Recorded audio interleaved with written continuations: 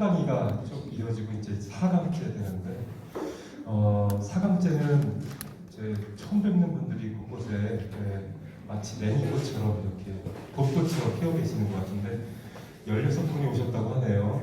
임혜동 성당에서 주임 신부님이 오늘 강의를 하신다니까 응원차 오신 것 같습니다. 임혜동 성당에 이 신자분들이 이렇게 열렬히 팬들이 있다는 걸 다시 한번 확인하게 이따가 됩니다. 입고 있을 거예요. 근데 소리가 너무 작아요. 그 정도 갖고는 뭐 응원도 안 되는 것 같습니다. 4시까지 이 시간이 이어질 텐데요. 말똥말똥한 눈빛으로 4시까지 눈빛으로 응원을 해주시면 좋겠다 생각이 듭니다. 오늘 신부님 임혜동 성당 분당 신부로 사실은 이렇게 활동하시면서 사목생활 하시면서 강의록을 준비하고 또 강의를 하시는 것 자체가 사실 무리수가 많아요. 근데 회의 이렇게 승낙을 해주시고 준비해 주시고 또 가족과 뭐 다녀온 외국도 여행도 있으셨는데 여독도 풀리지 않은 상황에서 근데 어쩜 이렇게 빛이 나시는지 오늘 기대가 됩니다. 신화와 종교 안에서의 가정과 생명 우리 조한영 신부님 혹시 그 세례명이 야고보인데 어제 그 야고보 아니죠? 큰 야고보. 다행입니다. 우리 그러면 성모성 하고 시작하도록 하겠습니다. 성부와 성자와 성령의 이름으로 아멘. 은총이 가득하신 마리아님 기뻐하소서. 주님께서 함께 계시니 여인 중에 복되시며 태중의 아들 예수님 또한 복되시나이다. 주의 성모 마리아님 이제와 저희 죽을 때 저희 죄인을 위하여 빌어주소서. 아멘. 성부와 성자와 성령의 이름으로 아멘. 오늘 강사이신 조한영 신부님 큰 박수로 모시겠습니다.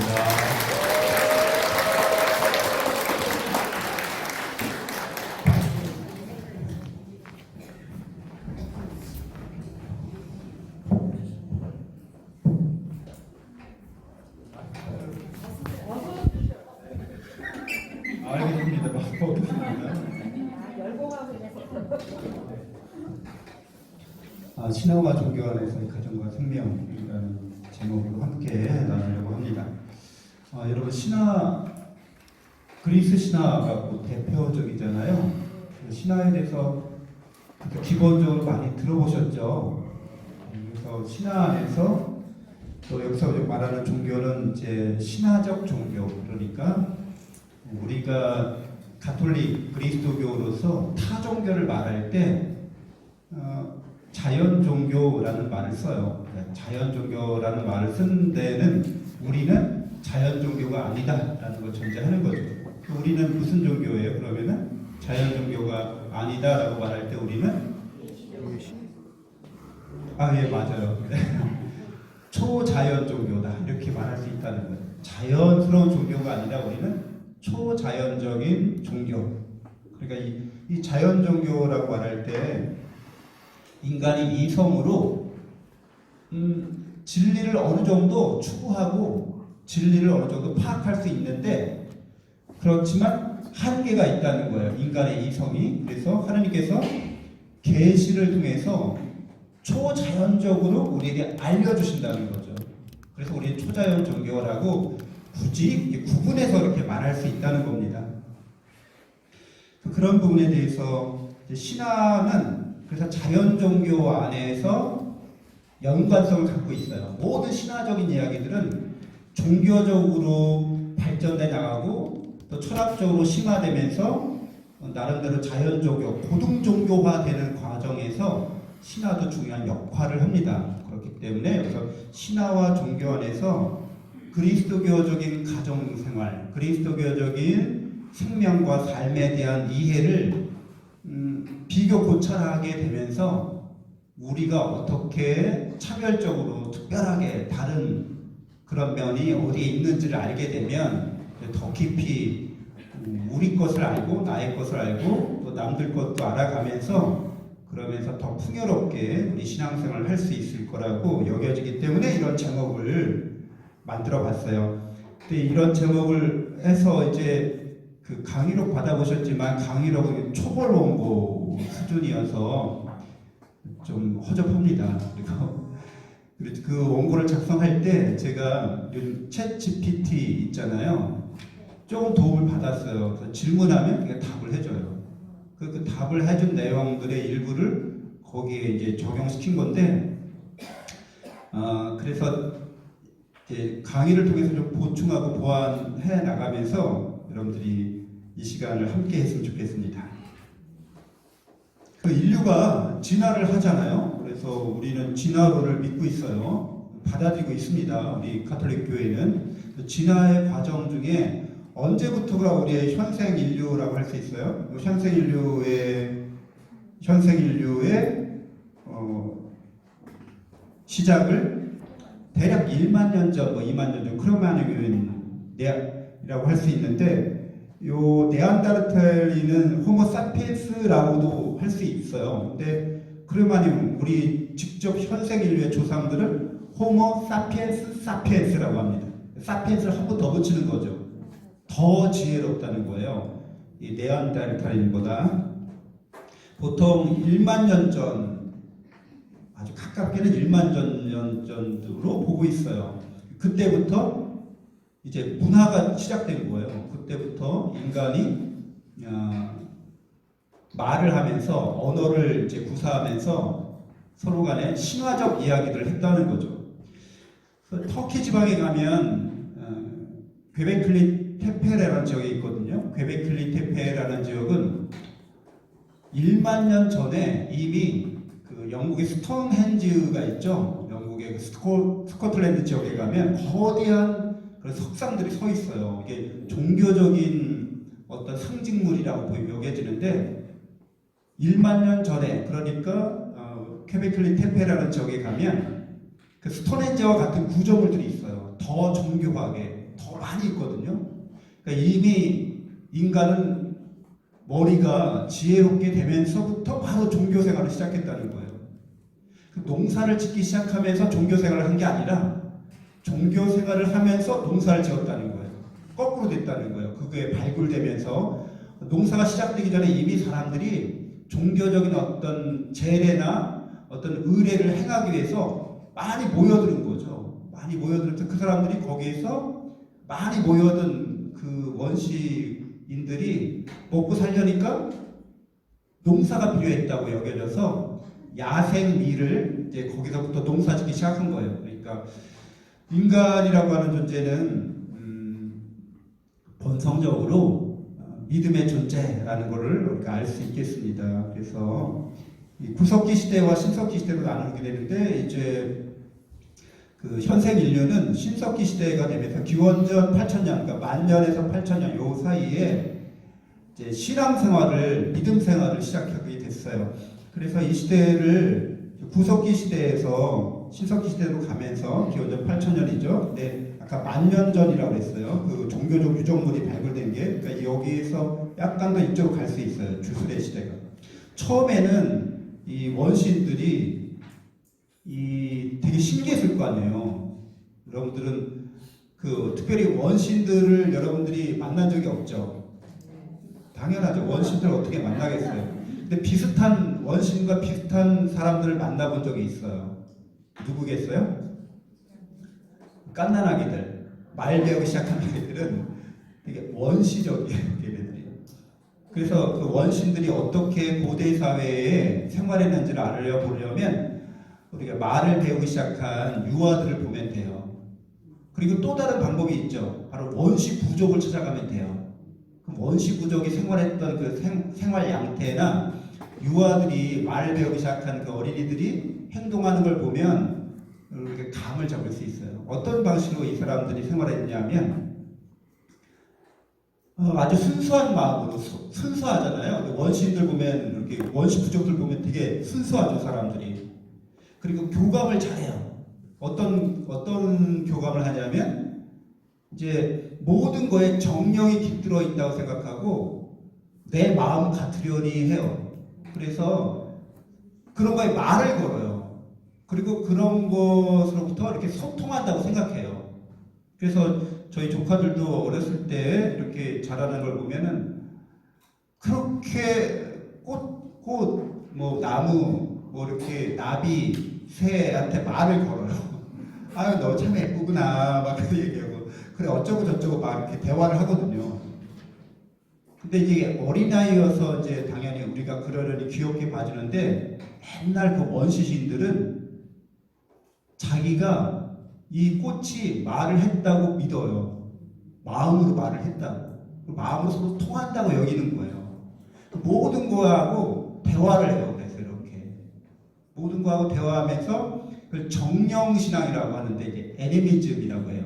모든 거에는 그 신비한 어떤 그 눈에 보이지 않는 그런 존재들이 있어서 모든 것들이 살아있다고 여긴 거예요.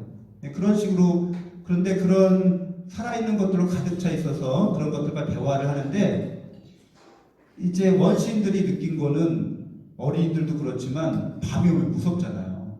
그래서 엄마한테 이렇게 보호를 요청하기도 하고 또 추운 겨울이 계속 지속되면 또 무서운 거예요. 봄이 안 올까봐 해가 안 떠오를까봐 그래서 간절히 원하고 바라죠.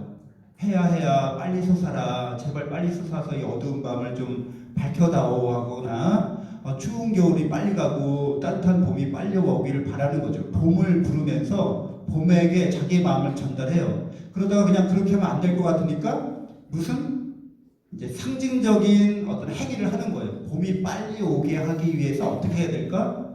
봄 색깔의 옷을 입자 이런 거죠. 그리고 봄이 오기 위해서 봄의 정령이 빨리 오기 위해서 뭐 초대하는 어떤 의례를 제례를 행하는 거죠. 그래서 그런 일을 하면서 나중에는 이제 이게 그거하고 상관없이 봄은 오고 그런 거 상관없이 해는 떠오르는데 간절히 원하고 바라는 마음에서 이제 그런 행위를 하다 보니까 나중에 이게 이제 주객이 전도가 돼요. 그래서 어떻게 되냐면 우리가 봄이 빨리 오게 하기 위해서 옷 색깔을 다 파란색으로, 푸른색으로, 녹색으로 맞춰 입어야 돼. 주술사가 그러고 나서 어떤 봄이 빨리 오기 위한 어떤 굿이나 뭐 어떤 그 미신적인 어떤 행위를 해요.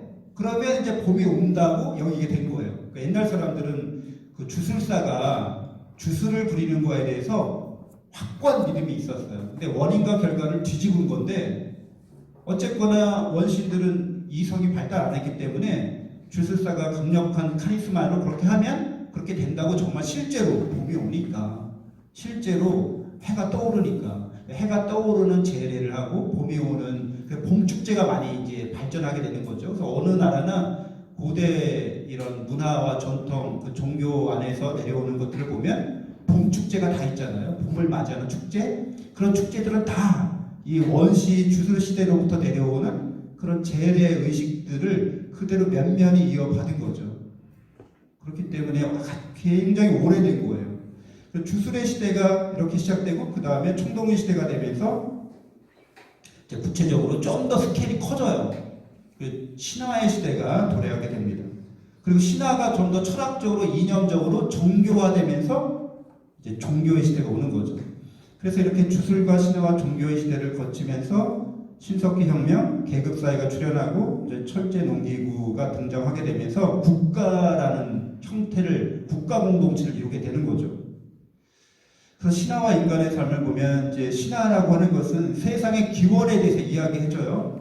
그리고 우리가 이 세상에서 사는 게 어떤 의미가 있는지를 밝혀줘요. 우주에서 인간의 역할을 설명하기 위해서 만들어진 그런 전해진 이야기이어서 우리 신념을 나타내고 어떤 여러 전설을 모아서 사람들이 사람이면 적어도 이렇게 살아야 되지 않을까 하는 열망을 특정 미덕과 가치로 구현하는 신과 영웅을 등장시킵니다. 그러니까 사람이 어떻게 사는 게 좋을까, 어떻게 사는 게 잘 사는 걸까를 사람들이 이야기하다 보면서 가장 훌륭하게 사는 사람들의 모습을 그려낸다는 거죠. 그게 영웅으로 등장하는 거예요. 그리고 신의 모습이 그렇게 이제 만들어지는 거죠. 그러니까 신화는 인간의 삶에 다음과 같은 의미를 제공합니다. 세상을 이해하게 만든다는 거예요. 도대체 우리는 왜 이 세상에 태어나서 이렇게 이런 세상을 살고 있는지 궁금하니까 인간은 그런 걸 추구하는 존재니까 신화는 그런 걸 설명해주고 거기 안에서 등장인물들과 그들의 행동과 이야기를 통해서 어떤 교훈을 줘요. 가르침을 줘요. 그래서 도덕적으로 어떻게 살아야 되는지를 제공해주고 그런 것들을 공유하는 사람들을 하나로 모아서 공동체 의식을 갖게 만듭니다. 그러니까 우리는 단군 신화 그러면 다 우리는 누구의 후손이라고 생각해요? 단군 할아버지의 후손이다. 곰 할머니의 자손들이다 이렇게 생각하잖아요. 근데 그런 것들이 바로 이렇게 신화가 우리에게 제공하는 그런 가치라고 할 수 있습니다. 신화가 인간의 삶에 미치는 영향을 좀 더 보자면 신화는 세계에 대한 이해를 바탕으로 인간이 누구고 어떻게 살아야 되고 어떻게 함께 살아야 되는지를 신화가 계속해서 우리에게 가르쳐 준다는 거예요. 그러니까 지금도 영향을 계속 미치고 있는 겁니다. 우리는 신화적 영향을 받고 있다고 말할 수 있어요. 근데 구체적으로 보자면 종교와 철학을 통해서 우리가 자연 종교라고 말했잖아요. 우리는 초자연 종교. 자연 종교 안에는 저 신화적 영향력이 아직도 계속되고 있다고 볼 수 있어요. 철학도 마찬가지입니다. 근데 여기서 말하는 철학은 이제 종교 철학적인 것에 가까운데 신두교 대표적으로 신두교를 비롯해서 범신론 계통의 종교와 철학에 신화는 아직도 영향을 미치고 있습니다. 그래서 인도에 가면 여전히 그 브라만 신과 시바 신과 비슈뉴 신과 여러 신들 엄청나게 많은 신들의 모습을 볼 수 있죠. 아직도 인도는 신화적 그런 사회에 속해 있다고 볼 수 있을 정도로 그래서 문화 일반, 심리학, 프로이드와 융이 인간의 무의식을 발견했잖아요. 근데 이 무의식과 신화가 굉장히 밀접하게 연관되어 있습니다. 또 과학의 발전, 여러분 다 요즘에는 과학 시대를 살고 있는데 이 과학이라고 하는 것도 결국에는 주술사들이 아니면 그 제사장들이 도대체 왜 비가 오는 걸까? 도대체 왜 계절이 순환하는 걸까? 이런 것들을 궁금해했거든요. 그리고 그런 것들을 어떻게 하면 이해할 수 있을까? 파악할 수 있을까? 노력했거든요. 근데 그런 원인과 결과에 대한 인과론적인 사고, 도대체 어떤 원인이 있었길래 이런 일이 일어나지? 라는 것을 기본적으로 신화가 주술이 우리한테 이야기를 그런 식으로 이끌어 가도록 했기 때문에 과학의 발전하고도 밀접히 연관되어 있습니다. 그리고 현대의 과학은 신비주의적 사고까지 갖고 있어요. 예를 들자면 뭐 상보성의 원리 같은 건데 상보성의 원리는 이제 나중에 좀 이따 설명을 할 거고요. 오메가 포인트라는 것도 있습니다. 근데 이 오메가 포인트 혹시 들어보셨어요? 누가 얘기한 건지 아세요? 오메가 포인트라고? 예수님이 나는 알파요? 오메가라고 하셨잖아요. 오메가라는 게 이제 궁극의 마지막이라는 거죠. 그래서 오메가 포인트는 뭐냐면 우리가 예수님을 닮아가야 한다는 거예요. 궁극의 그 예수님을 오메가니까 예수님이 우리는 계속 오메가를 향해서 그 포인트를 향해서 가야 된다 이렇게 얘기하는 건데 이런 오메가 포인트라는 이론이 과학에도 있어요. 그래서 인류는 나중에 다 오메가 포인트에 도달할 거라는 거예요. 현대과학 중에 그렇게 이야기하는 과학자들이 이제 생겨나기 시작했어요. 나중에 이제 좀 더 자세히 알아보도록 하겠습니다. 신화가 밝히는 신과 인간 그리고 가정 공동체의 모습을 통해서 그리스도교 신앙과 비교 고찰하게 될 겁니다. 그 주술의 시대를 보죠. 주술은 그 원시인들이 애니미즘적인 토테미즘적인 사고로 주술을 걸고 주문을 걸어서 자연과 인간의 삶을 통제할 수 있다고 믿었어요. 주술사는 자연의 소멸을 이 순환을 인간의 삶과 부족의 운명에 이렇게 대입합니다. 순환 과정에 주술을 통해서 개입할 수 있다고 믿었어요. 이런 주술에는 감염 주술, 동종 주술, 모방 주술이 있습니다. 감염 주술은 대상과 관련 있는 것들은 영향을 미친다는 거예요. 그래서 내가 어떤 사람에게 주술을 걸고 싶으면 그 사람의 이름만 알아도 주술을 걸 수 있다는 거예요. 그 사람의 이름을 써놓고 축복이든지 저주든지 하는 거예요. 그래서 성경에 보면 이름을 함부로 안 알려주잖아요. 그리고 낮은 사람이 높은 사람한테 이름을 물어보면 실례예요. 높은 사람이 낮은 사람에게 이름을 물어보는 거예요. 왜 그런 거예요? 이름을 갖고 함부로 jut을 걸까 봐. 그래서 이름을 함부로 안 알려주는 거예요. 그런데 이런 이름뿐만 아니라 그 사람에게 이게 감염된다는 건 접촉한다는 거잖아요.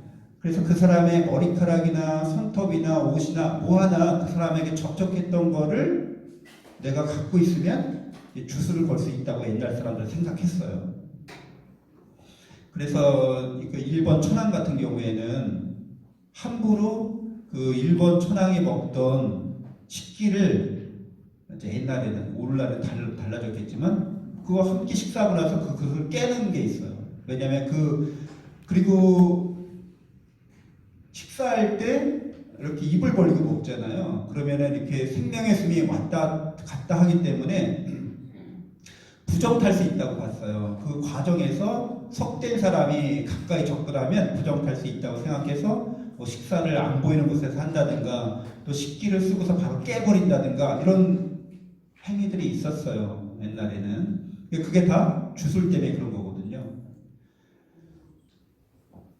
또 동종주술이라는 것도 있어요. 그러니까 뭐냐면 닮은 것들은 상호 영향을 미친다고 생각했던 거예요. 옛날 사람들은. 옛날 사람들이 이런 생각들이 상당히 합리적이라고 생각했어요. 원인과 결과를 잘 꿰맞춰서 합리적으로 우리는 주술이야말로 이런 내가 이렇게 하면 영향을 충분히 미칠 수 있다고 여겨서 이런 일을 한 거죠. 그래서 이렇게 인형 같은 거 만들어 놓고 사극 같아서 보면 이렇게 막 판을 꽂고 막 이러잖아요. 저주하는 거죠. 주술을 거는 거예요. 그것도 일종의. 그래서 부적을 단다든가 이런 것들은 마찬가지입니다. 상호 영향을 미친다고 봤던 거예요. 닮은 것들은 영향을 미친다. 그러니까 그 사람의 얼굴이나 초상화나 그 사람을 뜻하는 인형을 만들고 거기 이름을 붙인 다음에 얘는 걔라고 생각하는 거죠. 그러니까 가면과 동종주술을 한꺼번에 쓰는 거죠. 그러면서 이제 주문을 거는 걸 말합니다. 모방주술은 대상을 흉내내는 거예요. 그래서 예를 들자면 이제 토템, 그러니까 우리 부족의 우리 조상은 곰이야. 그러면은 이제 어떤 축제 때 곰 흉내를 내는 거예요. 그러면서 곰의 기운을 받게 된다든가 이렇게 여기게 되는 거죠. 그리고 사냥이나 농사와 관련된 내가 사냥하고 싶은 짐승이 있으면 같이 원신들이 모닥불 주위에서 그 사냥하고 싶은 짐승의 흉내를 내면서 사냥을 모의적으로 그렇게 이제 축제화해서 이렇게 하는 거죠. 춤과 노래로. 근데 이런 것들이 다 주술이라는 거예요. 그러면 내가 사냥 나가서 내가 원하는 그 사냥물을 잡을 수 있다고 이렇게 여기게 되는 거죠. 농사와 관련된 제의적인 행위, 아까 이제 봄이 빨리 와서 이제 농사를 지을 수 있도록 하기 위해서라도 저는 모방 주술을 한다는 거예요. 그 조장이라는 말이 있잖아요. 그 이제 우리가 농작물을 심고 나서 농작물이 빨리 자라게 하기 위해서 농작물을 이렇게 어떤 사람이 송나라 사람이 이걸 뽑아 올렸다고 그랬죠. 조장이라는 말이 때가 안 됐는데 그냥 웃자라게 만드는 걸 말해요. 이렇게. 근데 그런 것도 아마 옛날에는 다 주술적 의미가 있었을 거예요. 이게 빨리 자라고 하기 싶어 그러면은 그 중에 몇 개를 이렇게 뽑아 올려서 더 크게 만드는 거죠. 아마 그랬을지 않았을까? 모방주술의 하나라고 할 수 있습니다. 감염이나 동정이나 모방주술을 계속하면 이걸 계속하면 어떻게 될까요? 인디안 기우제 얘기 아시죠? 비가 올 때까지 계속하면 기우제가 효력이 있게 되죠. 저런 주술도 계속하면 어느 날 효과를 보게 됩니다. 그럼 더 강력한 확신을 갖게 되는 거예요, 사람들이. 그리고 사람들이 우리는 여러분 주술 안 믿죠? 믿어야? 안 믿잖아요. 저거를 옛날 사람들은 강력하게 믿었어요. 주술사가 주술을 걸면 그렇게 된다고 믿었던 거예요. 그렇게 된다고 믿으니까 정말 주술사가 주문을 걸거나 마법을 걸면 그렇게 움직여요. 너는 내가 저주를 걸었어 그러면은 저주받은 내용으로 자기가 그냥 그렇게 걸려들어요. 왜? 그렇게 믿고 있으니까. 너 아파서 며칠 뒤에 죽을 거야. 막 이렇게 내가 저주 걸었어 그러면 시름시름 알아요. 왜? 그렇게 믿고 있어서 자기가 아프다고 생각하는 거예요. 난 아파야 된다고 생각하는 거예요. 이상하죠? 이게 플라시보 효과라고 그러잖아요. 그 정신을 이렇게 주술적인 거에 사로잡히면 주술사가 거는 주술이 실제로 영향을 미치게 되는 경우가 많아요. 그러니까 이렇게 황당한 믿음을 갖게 되면 그래서 이렇게 황당한 그런 공동체, 주술사가 지배하는 공동체에 휘말릴 수 있습니다. 여러분, 나는 신이다라는 넷플릭스 영화 보셨어요? 주술에 걸린 사람들입니다. 대부분 다. 그 우리가 볼 때 말도 안 되는, 아니 어떻게 저런 사람을 믿지 그러잖아요. 그런 믿음을 그 사람이 메시아라고 믿고 그 사람이 하는 말이 이루어진다고 믿으면 그 사람이 하는 대로 그냥 우리가 따라가게 돼요. 그래서 여러분들 이런 주술에 관련해서 좀 경계를 해야 됩니다. 그래서 이 주술에는 이 주술사, 이 마법사가 마법을 행하기 위해서 부정타지 말아야 되거든요. 그래서 꼭 하지 말아야 될 일들을 정해놔요. 그런 것들을 우리 타무라고 하죠. 금기라고 합니다. 그리고 또 해도 괜찮은 행위들을 노아라고 해요. 이 두 가지가 있습니다. 그래서 예를 들면 그 적극적으로 주술하는 거, 우리가 정월 대보름에 하는 행위들이 다 주술적인 행위로부터 온 거예요, 실제로는. 그래서 불어먹는 거 있잖아요, 그렇죠? 정월 대보름에 부름을 먹어야지만 어떻게 된다고 해요? 피부병이 안 생긴다고, 부스럼 안 생긴다고 그러면서 먹는 거고, 연달리기 하는 것도 있잖아요. 무슨 연달리기라고 하죠? 액마기 연달리기라고 해요. 그래서 저기 연에다가 올해 아주 액을 이제 뭐뭐 당하고 싶지 않은 일들, 뭐 이렇게 우리가 길한 일들이 아닌 것들, 흉한 일들 같은 것들을 다 써놔가지고 저게 달아가지고 이렇게 연 날리고 나서 어떻게 나중에 어떻게 되면 연줄을 끊어버리는 거죠. 멀리 날려버리는 거. 이거 다 주술적인 행위들이라고 할 수 있습니다. 그래서 여기 보면은 뭐예요? 코로나19 속히 종식표 이거 이제 주술적인 행위예요. 이런 것들. 근데 이런 걸 해야지만 왠지 좀 안심되고 마음이 편안하고 그렇다고 여기는 거죠. 이거 다 원시인들의 주술적인 믿음에서 온 전통이라고 할 수 있습니다. 문화 전통인데 이게 깊이 뿌리를 들어가면 그런 주술적인 행위를 한다는 거죠. 소극적인 주술은 이제 제주도 제사 음식인데, 제주도에는 산담에서 요 산담 근처에서 자란 고사리는 명절 음식에, 제사 음식에 쓰지 않는다라는 그런 주술이 있어요. 왜 그런 거예요? 이 고사리 뿌리가 조상묘에 가까이 가닿아서 이거를 제사 때, 조상 제사 때 쓸 수 없다는 거예요. 조상하고 가까이 있었기 때문에 조상과 어떤 관련이 있다는 거지. 동정주술, 감염주술. 그러니까 그걸 다시 조상에게 바치는 건 있을 수 없는 일이라는 거죠. 이런 소극적으로 뭘 하지 말아야 된다든가 적극적으로 어떤 주술을 해야 된다든가 이런 것들이 있습니다. 고대 자연 종교에서는 이렇게 기도와 제사를 통해서 주술이 혼합되어 있다고 볼 수 있어요. 그러니까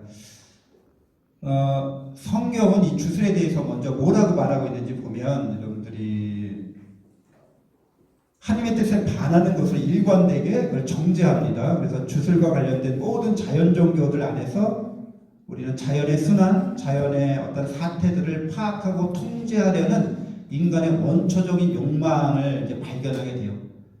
내 마음대로 자연을 통제하고 싶은 거예요, 사람들을. 그때 그 방법이 주술이었던 거죠. 그래서 종국에는 이렇게 주술을 거는 사람, 주술사라고 하잖아요. 옛날에는 이제 주술사가 곧 제사장이기도 했어요. 그래서 우리가 단군, 왕검 이렇게 얘기하잖아요. 근데 단군이라는 말은 그 중앙아시아 쪽에서 하늘신, 천신, 하느님을 가리켜서 탱글이라고 했어요. 탱글이라는 말에 중국 한자화된 말이 단군이라고 하는 거죠. 그래서 우리가 단골레라는 말도 쓰잖아요. 단골레라는 말은 이제 우리가 무당집 자주 드나드는 사람을 이제 단골레 이런 말을 쓰는데 다 여기에서부터 온 거죠. 그래서 이런 단군은 왕검이기도 했어요. 왕검은 이제 임금이라는 뜻인데 단군은 제사장이라는 뜻이고 단군 왕검은 그러니까 임금이면서 사제였던 거예요. 옛날에는 임금과 사제직이 재정일치 사회였기 때문에 같이 썼던 거죠. 그래서 옛날에 이렇게 어떤 그 주술이나 주문을 걸어서 뭘 하려고 했던 것에 대해서 성경은 강력하게 하나님의 뜻에 반대하는 것을 이야기합니다. 인간을 가리킬 때 인간이 그런 일을 함으로써 자기가 신이 되고자 했다는 거죠. 그래서 성경은 이에 대해서 하나님의 말씀으로 무에서 창조된 것이며 하나님의 말씀에 순종하고 의지하도록 하나님의 백성을 이끌어주고 있어요. 그래서 성경에서 이렇게 주술에 대해서 말하고 있는데 반대되는 말을 하고 있는데 이 힌두교에서 보면은 이런 이제 주술의 시대에서는 이제 신화의 시대로 건너가기 전에 이 주술의 시대에서 우리가 주문을 걸면 이렇게 만물을 통제할 수 있다고 믿었던 것들이 이제 신화의 시대로 건너가게 될 때는 스케일이 좀 더 커지는데 신들 역시 주술을 거는 존재라고 봤던 거예요. 그러니까 인간 주술사가 이렇게 했는데 잘 안 돼. 그 잘 안 된 이유는 신들이 더 강력한 주술사이기 때문에 안 됐다는 거예요. 신들이 반대했다는 거예요. 그러면 신들을 잘 우리가 구슬려야 된다는 거예요. 기도를 잘 신들에게 바치고 신들에게 제사를 바치고 신들을 움직이는 또 주문을 걸어야 된다는 거예요. 잘 이렇게 하면 신들이 기뻐하는 형태로 그렇게 하는 거. 그러니까 결국에는 신을 움직이는 거는 신도 주술사지만 인간 주술사가 사제가 어떻게 기도 바치고 어떻게 제사 바치고 어떻게 주문을 거는가에 따라 달려 있다고 봐서 힌두교에서는 이렇게 얘기하는 거죠. 파란 글씨 보면 전 우주는 신들에게 복종한다는 거예요. 이 자연의 이런 순환들은 다 신들이 하고 있다는 거죠. 근데 신들은 주문에 따라서 그걸 하고 있다는 거예요. 신들도 역시 주문을 건다는 거예요. 해가 떠오르기 위해서 신이 주문을 건다는 거예요. 해가 떠오르고 또 신이 주문을 걸어야지만 봄이 오고 이런다는 거죠. 그 주문을 그래서 만트라라고 하죠. 이 만트라스를 알고 있는 게 중요해요. 그래서 이 주문을 알고 있는 사람들을 브라만 사제 계급이라고 하는 거죠. 이 브라만 사제 계급은 그래서 인간의 주문과 신을 움직이는 주문을 다 알고 있기 때문에 브라만이 곧 신이다. 이렇게까지 얘기된 거죠. 그러니까 결국에는 호모데우스라고 하는 인간이 곧 신인데 그 인간은 이런 주문을 알고 주술을 알고 있는 존재를 말합니다. 주술에 거꾸로 갔네요. 주술에 대한 성경의 경고를 보면 탈출기 22장 17절입니다. 넌 주술쟁이 여자를 살려두어서는 안 된다. 왜 하필 주술쟁이 여자일까요? 무당도 여자가 더 많죠. 남자 무당을 뭐라고 하죠? 박수무당인데 고대에서부터 여자들이 더 좀 신기가 있고 영판이 더 좋은 거예요. 여기도 지금 자매님들이 청대님도 들어와다 한 9대1 정도로 많으시잖아요. 여성들이 더 종교적인 거죠. 그래서 이런 면에 좀 더 이런 주술적인 면에서도 여성들이 더 많았던 거예요. 그래서 주술쟁이 여자를 살려줘서는 안 된다 이렇게 얘기합니다. 점을 쳐서도 안 되고 요술을 부려서도 안 되고 주술 걸지 말라는 거예요. 영매들과 점쟁이들에게 가지 말고 그들을 찾아다녀서 그들이 너희를 부정하게 만드는 일을 없게 해라 이렇게 말씀하십니다. 그래서 여러분 그 영매라고 하죠. 죽은 사람을 이렇게 불러내는 능력을 가지고 있다고 믿어지는 사람을.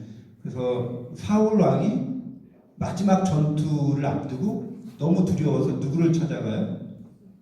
엔도로에 있는 무당을 찾아가죠. 영매쟁이에요. 그래서 누구를 불러내요? 사무엘의 영혼을 불러내잖아요. 그래서 사무엘에게 물어봤더니 사무엘이 너 내일 죽을 거야 라고 알려주죠.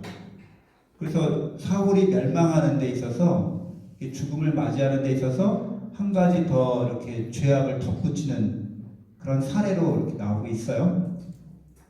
그래서 신명기에서도 또 재차 말하고 있어요. 너희에게는 제 아들이나 딸을 불 가운데로 지나가게 하는 자와 점쟁이와 복술가와 요술사와 주술사 그리고 주문을 배우는 자와 홀령이나 혼백을 불러 물어보는 자와 죽은 자들에게 문의하는 자가 있어서는 안 된다.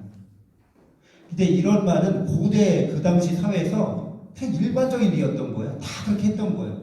누구만 빼놓고 이스라엘 사람만 빼놓고 이스라엘 사람들에게는 그런 일을 하지 말라고 했다는 거예요. 근데 이거는 그 당시 자연스럽게 하던 일이거든요. 이스라엘 사람들만 이런 일을 해서는 안 된다고 얘기했고 다른 고대인들은 다 그런 일들을 했어요. 여기 보면 제 아들이나 딸을 불 가운데로 지나가게 한다는 거는 첫 아들을 낳으면 그 아들을 농사를 관장하는 신에게, 바알 신에게 바쳐야 된다는 거예요. 그래서 갓난아기를 그 신에게 불태워서 바칩니다. 그런 일이 있었어요. 근데 여러분 지금 끔찍한 일이죠. 옛날 사람들은 어떻게 생각한 거예요? 이렇게 해야 신이 주술을 부린다는 거예요. 우리를 위해서. 그래서 봄에 비가 많이 오게 하고 농사가 잘 되게 해준다는 거예요. 왜?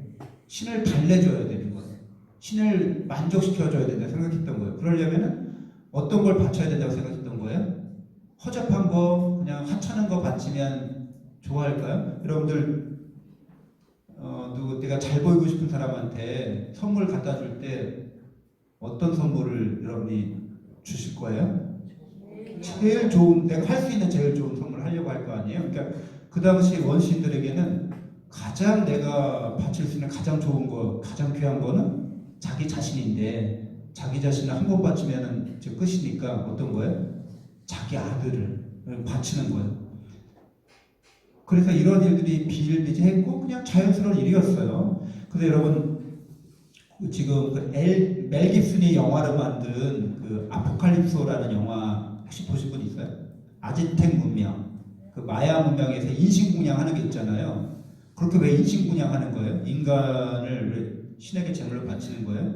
그 신에게 우리가 기쁨을 주고 그 신을 우리가 이렇게 마음을 움직여서 비를 많이 내리게 하고 농사가 잘 되게 해주십사 하고서 가장 귀한 인간을 제물로 바치는 것처럼 똑같은 생각이었던 거예요.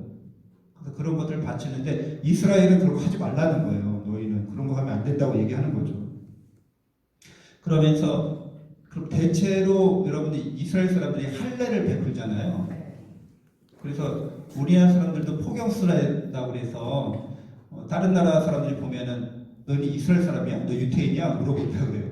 왜? 우리나라 사람들이 거의 이스라엘 사람 다음으로 할례를 많이 하기 때문에 포경수술을 많이 하기 때문에 근데 그 포경수술을 하는 이유를 이런 주술적인 의미에서 보면 어떤 의미가 되는 거예요? 진짜로 너희가 이제 바쳐야 되는데 좋은 걸 바치는 거는 하나님께서 우리가 그 주술적인 의미에서 뭔가 자기 아들 직접 잡아 바치는 것을 하나님께서 좋아하시지 않으신다. 그걸 가장 잘 드러낸 이야기가 창세기에 어디에 있어요? 아브라함이 이삭을 제물로 바치다. 그 이야기입니다. 그래서 거기서 뭐 하나님이 네 아들 이삭을 나한테 바치라 그래요. 그러니까 그 당시 신들은 그걸 요구했던 거예요. 그러니까 하나님께서도 요구하신다는 거지. 나한테 가장 귀한 걸 바치라는 거예요. 근데 가장 귀한 걸 바치러 가는데 하나님께서 어떻게 해요? 됐다. 네 마음만 받을게. 너도 이러시는 거죠. 나는 정말로 그걸 원하는 게 아니야. 그렇지만 나도 너의 사랑을 원하고 네가 가장 좋은 것을 나에게 바치기를 원해. 그렇죠. 실제로 너의 아들, 딸들을 그렇게 죽여서는 안 돼. 귀한 거기 때문에, 생명이기 때문에. 근데 여기서 정말 제물로 바치느냐 안 바치냐보다 나를 사랑하는 마음에 대한 시험이라는 거죠. 근데 그런 마음은 진실된 마음인 거죠. 우리가 하나님을 사랑하는 마음으로 그렇게 바쳐야 되는데 하나님께서 그 대신 누구를 바치도록 그렇게 하신 거예요. 그래서 대신 야훼 이레라고 해서 거기에 그 가시덤불에 뿔이 걸린 순양 한 마리를 마련해 주시는데 그 순양이 바로 예수 그리스도인 거죠. 하나님의 아드님이신 거죠. 그래서 하나님이 우리를 위해서 당신의 아드님을 희생하신다는 거예요. 그러니까 이게 역전된 거죠. 다른 그 자연 종교 신화에서 주술적인 세계에서는 그 신들이 그걸 원한다는 거예요. 그리고 나서 공물을 준다는 거예요. 근데 그리스도교에서는 하나님이 당신의 아드님을 우리를 위해서 내어주신다는 거예요. 그리고 그 아드님의 살과 피를 통해서 우리를 먹이신다는 거예요. 영원한 생명을 주신다는 거예요. 역전이죠. 그래서 아까 자연 종교와 초자연 종교가 이렇게 다르다는 걸 아셔야 됩니다. 초자연 종교에서 하느님은 우리를 극진히 그렇게 사랑하시는 주님이시라는 거죠. 그래서 여러분 그 신약 성경에도 나와 있는데 그 얘기를 좀 더 마무리하자면, 그래서 이스라엘 사람들은 이제 하나님께 생명의 첫 제물을 바치는 거, 그래서 그거를 이제 대체물로 삼아요. 그래서 오늘 그 예수님도 예루살렘 성전의 봉헌 대시다 이렇게 나오잖아요. 그래서 뭐요? 산비둘기 한 쌍이랑 집비둘기 양을 바치거나, 가난한 사람은 산비둘기, 집비둘기 이렇게 대신 바치는 거예요. 근데 그 희생물이 곧 뭐의 대체물인 거예요? 원래는 아들을 직접 바치는 거였어요. 이삭을 직접 바치는 거였어요. 근데 대체된다는 거예요. 이스라엘은 너희는 이방 민족처럼 인신공양하지 말라는 거예요. 그러나 하나님을 사랑하는 마음으로 하나님께 뭔가를 바치어야 되는데 그 아이를 대신해서 바치라는 거죠. 그리고 이러한 정신, 하나님께 우리의 생명을 바쳐야 된다는, 가장 귀한 걸 바쳐야 된다는 이 정신은 우리도 그대로 따라해야 되는 거기 때문에 그런 의미로 할례를 하는 거죠. 할례를 하면 그 남자 생식기에 포피를 자르는 거잖아요. 그러니까 생식에 관련된 거라고요. 후손에 관련된 거예요. 거기서 피를 내는 거죠. 그래서 아이 대신에 이 피를 내므로써 제가 하나님께 바친 사람이 됩니다. 이런 의미를 갖게 되는 거죠. 그래서 이제 그런 의식을 생각이 되는 거죠. 그래서 이거는 이제 피를 제대로 그러니까 할례를 받지 않으면 이스라엘 백성이 아닌 거예요. 그 백성에 속하지 않은 거예요. 그러니까 하나님께 자기를 바친 사람들, 하나님께 자기 삶을 바친 사람들을 뜻하는 거죠. 그 신약 성경에서도 그래서 이런 주술에 대해서 경고하고 있어요. 사도행전 8장 9절에서 24절 보면 시몬이라는 마술사 이야기가 나와요. 그 마술사가 사도들이 성령을 내리게 하고 막 그 치유의 기적을 나타내고 하니까 이걸 우리가 배운 거잖아요. 마술사들도. 그거 오늘날에도 마술사들 있잖아요. 마술 부리는 거 보면 정말 신기하죠. 정말 뭐 이렇게 막 벽도 통과하고 뭐 그런데 옛날에도 그런 마법책들, 마술 부리는 책들이 있어서 그거를 이제 이렇게 배우는 거죠. 자기들의 쇼에 눈속임인 거예요. 손은 눈보다 빠르다. 그래서 이렇게 탁탁탁 하면 그게 우리의 눈이 못 따라가, 그 눈속임을 못 따라가요. 그러면 이제 그 사람이 위대한 마법사가, 마술사가 되는 건데, 사도들이 하는 거 보니까 자기가 보니까 이거는 눈속임이 아닌 거야. 근데 실제로 그런 일이 일어나니까 제가 돈을 주면 저도 성령 받게 해주세요. 그 비법 좀 알려주세요. 이건 뭐 주술처럼 생각했던 거예요. 마법을 알려주세요. 그런 거예요. 이건 마법이 아니라는 거예요. 그래서 성령께서 하시는 일인데 이거를 돈을 주고 살려고 그러면 저주받는다는 거예요. 하나님의 성령의 선물은 돈으로 이렇게 매매 거래 대상이 될 수 없다는 거예요. 그래서 거룩한 것을 사고 파는 행위를 시모니아라고 해요. 시몬이라는 마법사가 했던 말 때문에 시모니아라는 말이 붙은 겁니다. 그리고 사도행전 19장 18절에서 20절에서도 사도들이 에페소에 가서 복음을 전했을 때 많은 마법사들이 회개했다고 나와 있어요. 회개하고 나서 자기들의 마법책을 다 불살라고 그랬다는 거예요. 근데 그 당시 책은 되게 고가의 물품입니다. 그러니까 오늘날의 책은 너무 흔한 거지만 옛날에는 그게 보물이에요. 책이. 더군다나 마법 비책을 적은 그 책은 헤아릴 수 없는 가치를 지닌 거죠. 근데 그걸 다 태워버린 거예요. 마법사들이. 회개하겠다고, 이제 마법에 의존하지 않고 주문이나 주술에 따라서 하지 않겠다고 그렇게 회개한 모습을 보이고 있습니다.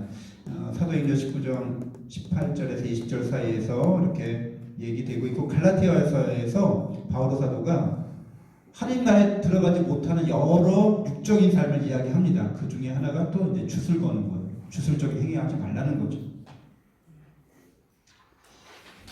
그래서 이런 주술에 대해서 성경이 이제 우리에게 이야기해 주는 것은 하나님 말씀으로 살라고 얘기하는 거죠. 하나님의 사랑을 믿고 하나님 말씀으로 살아라. 그게 너희가 영원한 생명과 행복을 얻는 길이다. 이렇게 우리에게 이야기해 주고 있습니다. 주술과 신화의 시대, 그러니까 이제 신들의 시대로 가는 거죠. 이제 주술의 시대가 점차로 이렇게 약발이 떨어져요. 주술이 잘 안 먹히거나 주술에 대해 의심을 갖는 사람이 많이 생기면서 이제 신화를 만들어내는 거예요. 스케일이 큰 이야기를 만들어내는 거죠. 이게 종교화되면서 이제 사제들은 주술보다는 주술사들을 그래서 멀리해요. 주술사들이 하는 것은 다 미신적인 행위야. 신들을 그렇게 주술에 의해서 너희가 인간의 주술로 신들이 하는 주술과 경쟁할 수 없어. 우리는 기도하고 제사를 바치고 신들에게 조종한다는 거죠. 이런 기도와 제사와 또 신화를 주술을 외움으로써 신들이 자신들의 요구사항을 잘 들어주게끔 이거 아까 했던 거죠. 그래서 이제 브라만 계급이 바로 이런 역할을 하는 사람들로서 나타납니다. 힌두교에서 주술을 이렇게 규정하고 있다는 거죠. 결국에는 브라만 계급이 가장 힘이 있는 존재로서 드러나게 됩니다. 그래서 이런 신화 창조 이야기가 4대 문명 지역에서 있죠. 메소포타미아 문명, 이집트 문명, 인더스 문명, 황하 문명에서 신화에서 어떻게 창조를 다루고 있는지 한번 보자면, 메소포타미아는 마르둑이라는 이런 주신이죠. 가장 최고 신이죠. 이 신이 티아마트를 패배시킵니다. 티아마트는 여신이에요. 근데 이 티아마트가 여신인데 이 신을 패배시키고 티아마트의 부하였던 킹구라는 그 신을 반역자로서 처단하고 나서 그 시체를 갖고서 이 세상을 만드는 거예요. 인간을 만드는 거예요. 이제 그런 이야기들이 메소포타미아, 바빌론 지역의 신화 창조 이야기입니다. 이집트는 여기 투쟁 이야기가 나오는데 여기에서 투쟁 이야기가 안 나오고 벤벤이라는 혼돈의 물이 있어요. 여기에서도 여기 티아마트라고 하는데 티아마트를 상징한 건데 원래 티아마트는 바다뱀이라는 존재예요. 바다뱀. 그리고 여기서도 이제 혼돈의 물이라고 하는 게 등장합니다. 혼돈의 물이 티아마트를 상징한다고 할 수 있어요. 그러니까 이런 물은 생명의 근원이면서 동시에 홍수가 나거나 아니면 바다 풍랑에 의해서 해일에 의해서 모든 게 다 싹 쓸려가죠. 그렇기 때문에 무질서를 의미하기도 했어요. 혼돈을 의미하기도 했습니다. 근데 거기로부터 생명이 나온다는 거죠. 여기에서 벤벤이라는 흙 언덕이 나와요. 이게 이제 벤벤 언덕을 상징한 거예요. 이집트 가면 박물관에 있는 겁니다. 벤벤 언덕에서 태양신이 태어나서 태양신이 빛의 신 라를 창조했고, 그래서 이 라가 조화와 질서, 지혜의 정의의 여신 마트를 낳았고, 그래서 이렇게 세계가 만들어졌다. 그런 식으로 설명합니다. 여기에는 이제 투쟁은 없고 저절로 이렇게 되어졌다. 이렇게 설명하고 있어요. 인더스에서는 브라만 신이 태초에 바다에서 홀로 존재했다. 여기서도 이제 바다 이야기가 나와요. 고대 신화에서는 바다의 용, 바다의 뱀, 뭐 이런 식으로 나타나고 대부분 여성으로 나타납니다. 그 여성 어머니 신인 거죠. 그러니까 주술사 시대에는 여성들이 주술사가 많았어요. 모계 사회라고 하잖아요. 여성들이 주술사가 많았는데 신화의 시대로 가면서 이제 남자들의 힘이 세지는 거죠. 그러면서 그 이전 시대, 주술의 시대 때는 여성의 힘이 셌는데 신화의 시대로 오면서 남성의 힘이 세지니까 여성 주술사들을 어떻게 하는 거예요? 격화시키는 거죠. 그러니까 어머니 신을 격화시키는 거예요. 여성들을 격화시키고 이제 남성 신들이 등장하게 되는 거예요. 그러면서 이 브라만 신이 태초의 바다에서 홀로 존재했고, 여기서 이제 바다 이야기가 또 나옵니다. 그래서 여기서는 좀 약간 어울리지 않게 신이 고독했다고 나와 있어요. 고독해서 혼자 있다 보니까 많아지고 싶었다는 거죠. 그래서 여러 가지 만물들을 다 창조했다 이렇게 나옵니다. 이 브라만 신은 비시누와 시바 신으로 이렇게 변형이 됩니다. 원래는 하나인데 이렇게 변형된다는 거예요. 그리고 중국에서는 이제 반고 신화가 있죠. 거인 반고가 자기가 하늘과 땅 사이에서 계속해서 자라면서 나중에 죽어서 이 세계를 이루게 됐다. 그의 시체가 이렇게 딱딱한 뭐 이빨이나 뼈들은 금속 같은 게 되고, 뭐 머리카락이나 이런 것들은 식물이 되고, 눈은 해와 달이 되고, 이런 식으로 설명을 합니다.